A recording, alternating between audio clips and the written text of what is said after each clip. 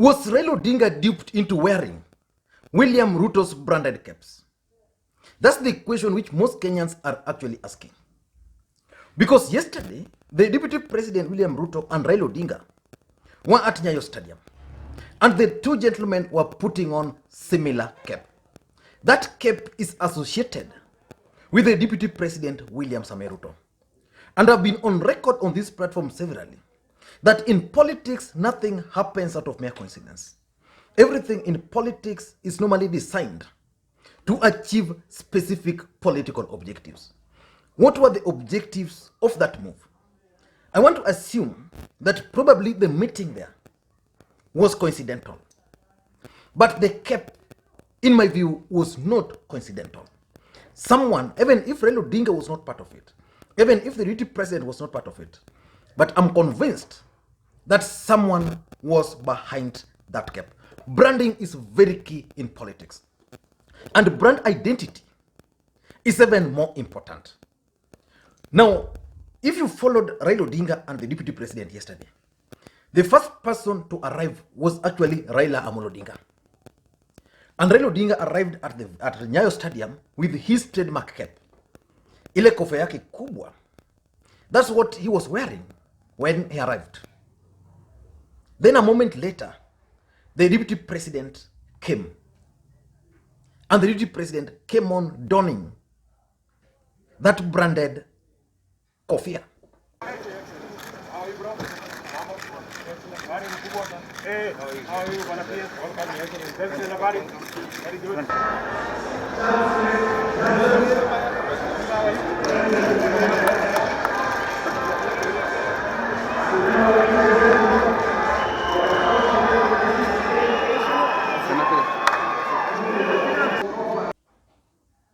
At what point did Raila Odinga change his cap? And who gave Raila Odinga that new cap? What was his objective? Of course, Raila Odinga expected the deputy president to arrive there. Why did he allow himself to put on that kofia? Let's face the reality. That kofia is branded Kenya. But the deputy president is the only one who has consistently been putting it on. He started putting it on during the ICC cases. And in the last election, it was a common kofia ya Ruto. Just like Uhuru Kenyatta had that wristband. To an extent that most Jubilee supporters were putting on that wristband. Those who were supporting President Uhuru Kenyatta. Raila Odinga and NASA had their shirt, the white shirt, and with a flag. Personally, I had my own. Which means anytime anybody was putting on that shirt, you'd easily know this guy ni mtu wa NASA. So ile kofia ni ya Ruto. That kofia is brand for Ruto. Why did Raila Odinga put it on? Was it duped or was it designed like that to send a message? I want to play for you. I want to show you. I want you guys to take a keen interest in this cap which Joshua Nyamori, who is a very good friend of mine, is putting on or is donning. And in the comment section, I want to tell me the moment you saw that photo and the kofia, who came into your mind? Just let me know in the comment. So that's how powerful branding is. In the United States of America, Donald Trump has that branded kofia yake. Make America great. I'm sure there is no way Joe Biden can put on that kofia. And there's been that discussion about the kofia and the incident which happened yesterday. And Raila Jr. made an interesting post on his official Twitter handle. He's saying, for Christ's sake, it is a Kenyan cap. Anyone can wear it. There is no exclusive rights by anyone to the Kenyan flag, except for all Kenyans. What Junior is suggesting here is the ideal situation.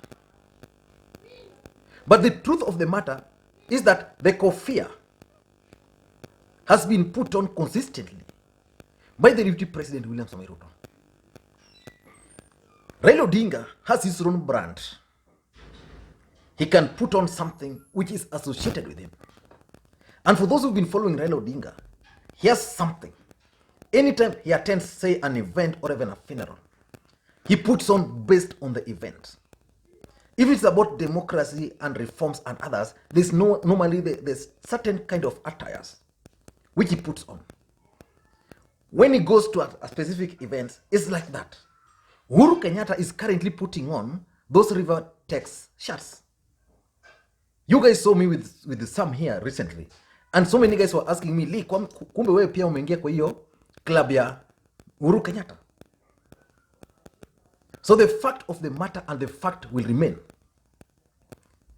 that Raila Odinga either was dipped into putting on that kofia, or that kofia was deliberately put on by Raila Odinga to send a message.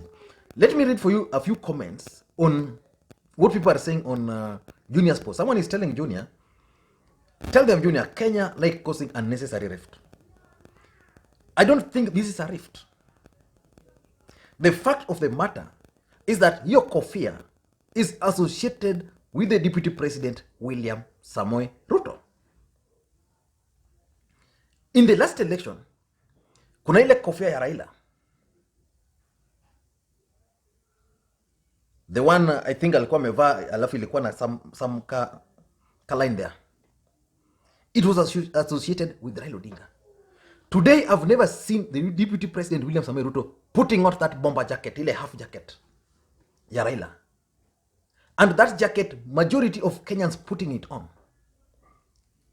are associated with Raila Odinga. Even those who are in Jubilee who are purchasing it, they do so specifically because Raila Odinga put it on. So wanasema ukienda kwa shop, ile jacket ya Raila, they'll know. And someone also is saying, the same post, is saying, the moment you posted this, you made the conversation even more interesting by acknowledging the trademark. Only one person has consistently worn that cap. He's made it his identity. It is William Ruto. So the truth of the matter and the fact and the reality is that William Ruto designed that t-shirt. Sorry, William Ruto designed that kofia. And today the kofia is associated with the deputy president. We all know that as things stand today, we have only two strong presidential candidates in this country. The Deputy President William Samoei Ruto, who has declared his bid, and Raila Odinga, who has not yet declared his bid. So out of these two individuals, we have another group. One group which is opposed to the Deputy President, because the Deputy President is part of the government now. And then there is the other group which supports Raila Odinga. The implication of Raila Odinga putting on that cap, in my view, is not something simple, whether it was designed or not. Number one, we know so well that in this country, the system is against William Samoei Ruto. And the system is doing everything possible to undermine the Deputy President William Samoei Ruto. In fact, they are trying to corner him. If they can push the Deputy President to a corner, that will make them so happy. But every time they do this, then Raila Odinga appears with the Deputy President. Remember the last time, the meeting which happened at Rafael Tuju's residence, whether it was coincident or not. So probably someone somewhere is busy duping Raila Odinga in all this. Either the Deputy President has penetrated his camp or these guys are working together. No coincidence. So the people who are working, the people who are in the system and are working hard to destroy the Deputy President, they kicked him out of Jubilee recently and they are pushing him. Then Raila appears with the branded caps Zaruto in an event. What was so hard for Raila Odinga even to avoid going to that event? Because we are in politics. Me, I'm talking now politically, not what should happen. When the deputy president left wherever he was to attend that Nyayo Stadium, he knew so well that the majority people he was going to encounter there were Kalenjins. Kalenjins are supporting the deputy president.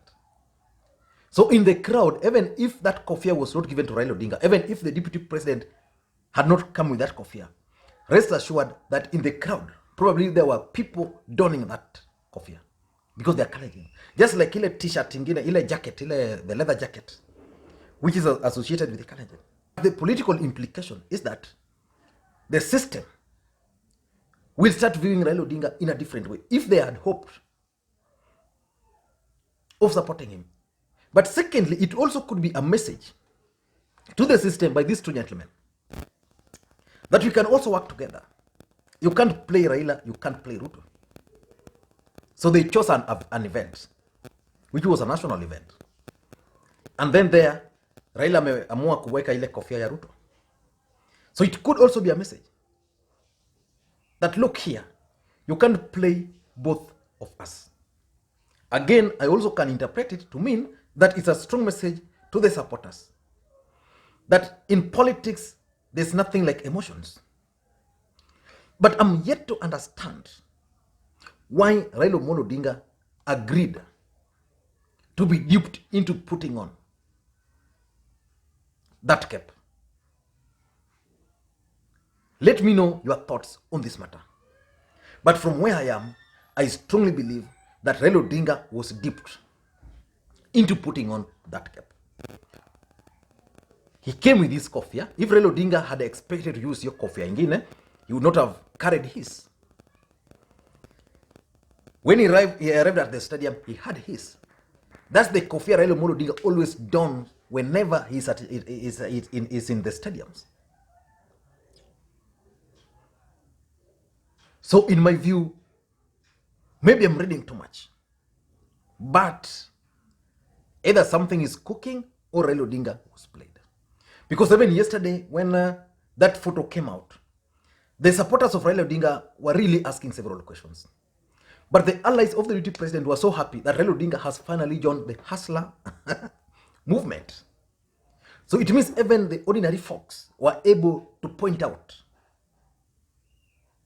the fact that Raila Odinga was putting off kofia ya Ruto. I want to read your comments on this. Thank you guys, and please may you have a good day.